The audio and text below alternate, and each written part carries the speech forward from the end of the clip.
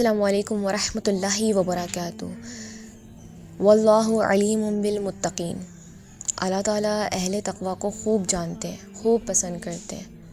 ایسا پتہ ہے کیوں ہے؟ کیونکہ جو شخص تقوی گزار ہوتا ہے نا، اس کے اندر اللہ کا خوف ہوتا ہے، ڈر ہوتا ہے کہ میں اگر ایسا کروں گا تو مجھ سے میرا اللہ ناراض ہو جائے گا، مجھ سے میرا اللہ دور ہو جائے گا۔ اور جس شخص کے اندر یہ چیز ہوتی ہے نا، تو وہ بہت خاص ہوتا ہے، وہ اللہ تعالیٰ کے چنے ہوئے لوگ ہوتے ہیں۔ ورنہ آپ کے سامنے ہیں، آپ اس دنیا داری سے بے خبر تو نہیں ہیں، آپ جانتے ہیں کہ اس معاشرے میں کیا کچھ نہیں ہو رہا۔ اربوں خربوں لوگ ایسے ہیں جو ان اللہ کی محبت سے محروم ہیں، اور جنہیں مل رہی ہے وہ پہچان نہیں رہے، وہ جان نہیں رہے، وہ سمجھ نہیں رہے۔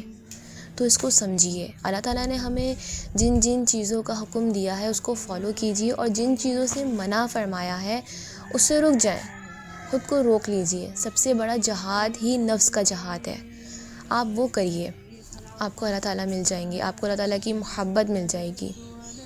کیونکہ ہمارے پیرنٹس ہیں، ہم سے محبت کرتے ہیں نا، آپ جانتے ہو نا، تو وہ ہمیں منع کرتے ہیں کہ بیٹا ایسا نہیں کرنا، یہ ہو جائے گا، بیٹا وہ نہیں کرنا، غلط بات ہوتی ہے، ہمیں روک ٹوک کرتے ہیں ہمارے بھلے کے لیے۔ ایسے ہی ہے، تو اللہ تعالیٰ نے ہمیں جن کاموں سے منع فرمایا ہے اس کا ریزن بھی ہمارے لیے ہی ہے، اس کے پیچھے جو کچھ چھپا ہوا ہے نا، وہ ہمارے ہی حق میں بہتر ہے۔ کیونکہ قرآن پاک کی ایک آیت ہے کہ ہو سکتا ہے تم جس چیز کو اچھا سمجھتے ہو وہ تمہارے حق میں بہتر نہ ہو، اور جس چیز کو تم برا سمجھ رہے ہو، غلط سمجھ رہے ہو، وہی تمہارے حق میں بہترین ہو۔ تو اس لیے ہم نہیں جانتے کہ اگلے لمحے کیا ہو جائے، تو اپنا لمحہ لمحہ اللہ کو راضی کرنے میں گزاریں۔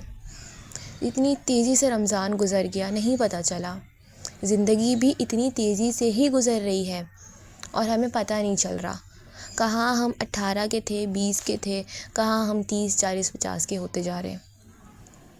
بڑھاپے میں تو ہر کوئی عبادت کرتا ہے، بڑھاپے میں تو آپ کے اندر وہ طاقت نہیں ہوتی کہ آپ پارٹیز کر سکو، آپ ادھر ادھر بھاگو، آپ برے کام کرو یا پھر کچھ بھی۔ بڑھاپے میں یہ سب نہیں ہو پا رہا ہوتا، جوانی ہے، اور جوانی میں ہی توبہ جب آپ کر لو گے، اللہ تعالیٰ کو راضی کرنے میں لگ جاؤ گے، تو پھر سوچو اس کا کتنا بڑا انعام ہوگا۔ تو اس لیے انشاءاللہ سے آج سے کوشش کرنی ہے نا، کریں گے نا سب کوشش انشاءاللہ۔